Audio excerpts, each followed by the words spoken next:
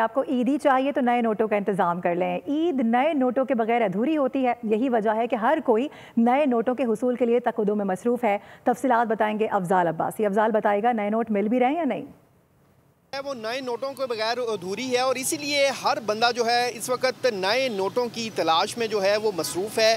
इस वक्त मैं स्टेट बैंक की लाहौर ब्रांच के बाहर मौजूद हूँ। मेरे साथ शहरी मौजूद हैं जो नए नोट लेने आए हैं, उनसे बात करने की कोशिश करते हैं। सर बताइएगा, बाहर तो जो एजेंट माफिया है या जो लोग नए नोट लेके बैठे हैं वो बड़े चार्जेस ले रहे हैं, क्या कहेंगे? वो तो बहुत महंगे दे रहे हैं, बैंक वाले दे रहे हैं, मुख्तलिफ बैंकों की ब्रांचों में जा रहे हैं, वो कहते हैं नोट है ही नहीं है। तो इधर बाहर आए हैं तो ये तो 100 वाली एक कापी इनसे मांग रहे हैं, वो कहते हैं ये 700 रुपया लेंगे। 50 वाली जो है वो कहते हैं एक्स्ट्रा 1000 रुपया लेंगे। मिल ही नहीं रहे, कोशिश कर रहे हैं।